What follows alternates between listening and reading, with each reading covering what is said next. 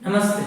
હવે આપણે જોશું વિદ્યુત રાસાયણિક કોષ. તો તમને ડેનિયલ કોષ વિશેની માહિતી ખબર છે કે ડેનિયલ કોષ ના વોલ્ટેજનું મૂલ્ય કેટલું હતું? 1.1 વોલ્ટ. ઓકે, 1.1 વોલ્ટ કેમ આવ્યા હતા એ આપણે ગેલ્વેનિક કોષમાં જોઈ ગયા હતા. તો કે E right minus E left પ્રમાણિત કોષ પોટેન્શિયલનું મૂલ્ય કેટલું હતું? 1.1.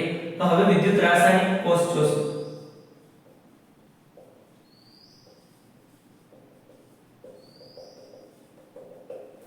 તો ડેનિયલ કોષ જોઈ ગયા. ડેનિયલ કોષમાં શું હતું? તો કે ઝિંક સલ્ફેટનું જલીય દ્રાવણ, એમાં શું ડુબાડેલું હતું? ઝિંકનો સળિયો. સામેની તરફ કોપર સલ્ફેટનું જલીય દ્રાવણ, એમાં શું ડુબાડેલું હતું? કોપરનો સળિયો. એનું બંનેનું જોડાણ ક્યાંથી કરેલું હતું આપણે? ક્ષાર ક્ષેત્રથી. અને અહીંયા વોલ્ટમીટર અને ધાત્રીય તાર. તો ઝિંકનો સળિયો, ઝિંક સલ્ફેટનું જલીય દ્રાવણ, કોપર સલ્ફેટનું જલીય દ્રાવણ અને કોપરનો સળિયો. આ ક્ષાર ક્ષેત્ર. ને અહીંયા જોયું કે આના વોલ્ટેજ જે ઉત્પન્ન થતા હતા કેટલા હતા? 1.1 વોલ્ટેજ. પ્રમાણિત કોષ પોટેન્શિયલનું મૂલ્ય કેટલું હતું? 1.1 વોલ્ટેજ. હવે ચાલો ઉપરની આકૃતિમાં અથવા ડેનિયલ કોષમાં હાજર તમામ સ્પીસીઝ એટલે Zn+2 Cu+2 એ બધાની સાંદ્રતા 1 એકમ હોય તો તેને વોલ્ટેજ અથવા ગેલ્વેનિક કોષ પણ કહે છે. ઉપર દર્શાવેલ કોષમાં જો તમામ સ્પીસીઝ ની સાંદ્રતા 1 એકમ હોય તો તેને વોલ્ટેઇક અથવા ગેલ્વેનિક કોષ કહે છે.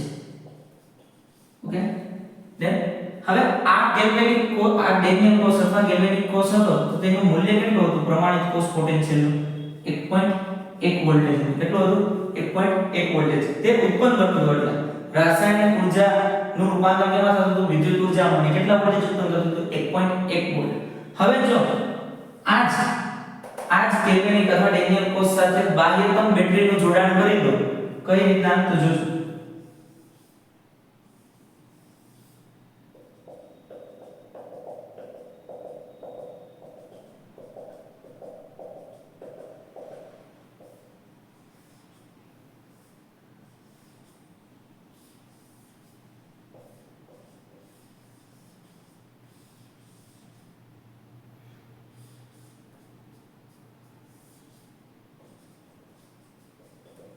ઓકે, E એક્સટર્નલ આ શું છે? બાહ્યતમ બેટરી.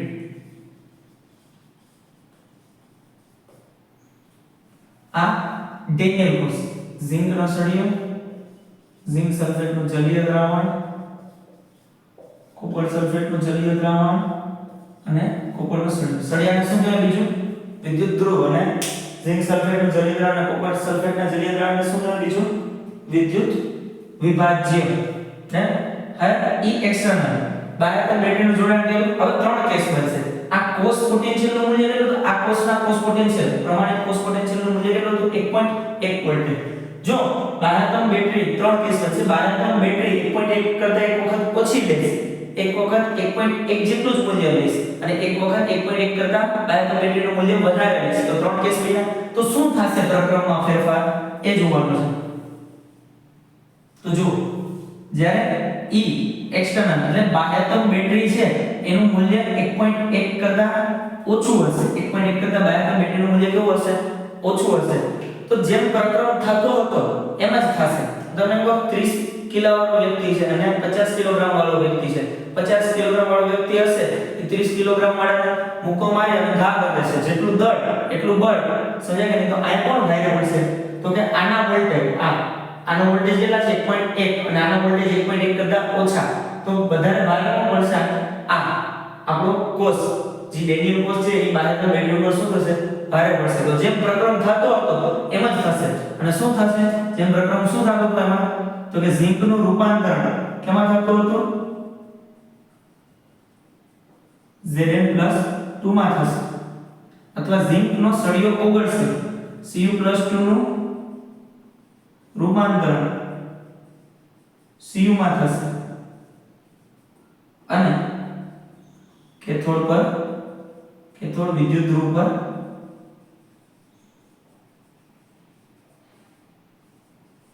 જમા થશે. ઇલેક્ટ્રોનનું વહન જો ઝિંકનું Zn+2 માં થયું, ઇલેક્ટ્રોન સળિયા ઉપર આવ્યો અને ક્યાં જાય તો કે ઝિંક થી કોપર તરફ.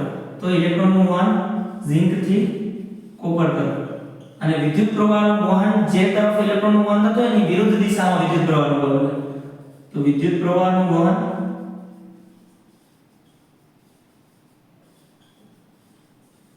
કોપર થી ઝિંક તરફ. ડન. જોઈએ આ જ્યારે વોલ્ટેજ બાહ્યતમ વોલ્ટેજ બેટરીના બાહ્યતમ વોલ્ટેજ હશે ઈ કોષના વોલ્ટેજ કરતા કેવો હોય ઓછા હોય. ડન. હવે ઈ એક્સટર્નલ ઇઝ ઇક્વલ ટુ કેટલા 1.1 વોલ્ટ. તો બાહ્યતમ બેટરીના વોલ્ટેજનું મૂલ્ય કેટલું હશે એક્ઝેક્ટ 1.1. આનું 1.1 આનું 1.1. તો શું થશે તો કોઈ રાસાયણિક પ્રક્રિયા થશે નહીં. રાસાયણિક પ્રક્રિયા થશે નહીં તો ઇલેક્ટ્રોનનું વહન થશે નહીં અને વિદ્યુત પ્રવાહનું વહન પણ થશે નહીં. અહીં રાસાયણિક પ્રક્રિયા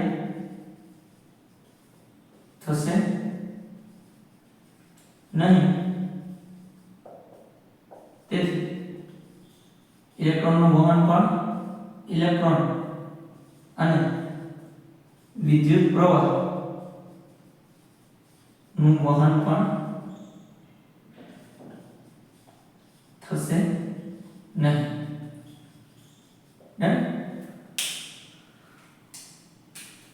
હવે નેક્સ્ટ ઈ એક્સટર્નલ નું મૂલ્ય કેટલું ગ્રેટર ધેન 1.1. તો આના વોલ્ટેજ કેટલા 1.1 અને બાહ્યતમ બેટરીનું વોલ્ટેજ કેટલું 1.1 કરતા વધારે.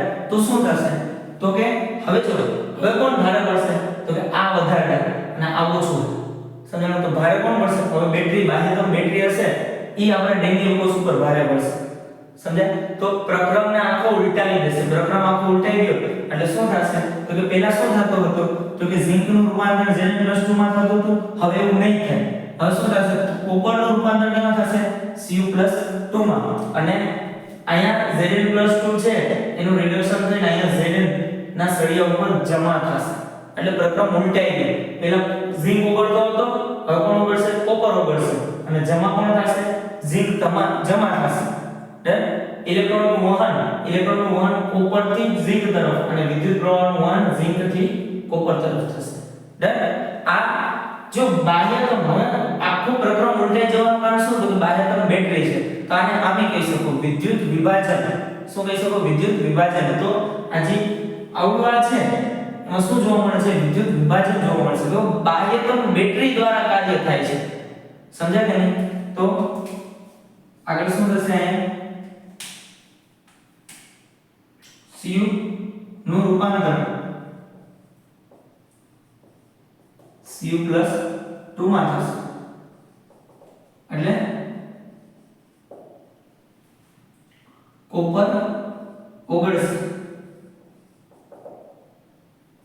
Zn+2 નું રૂપાંતરણ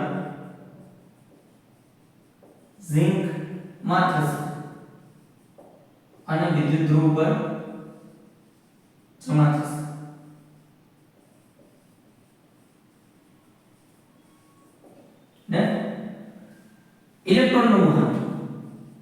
ઇલેક્ટ્રોનનું વહન શું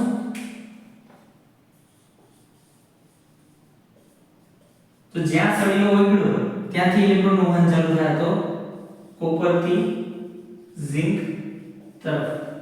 વિદ્યુત પ્રવાહનું વહન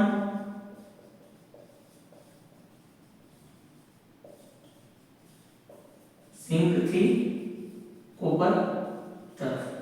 ડન. જોઈએ આ વિદ્યુત રાસાયણિક કોષ.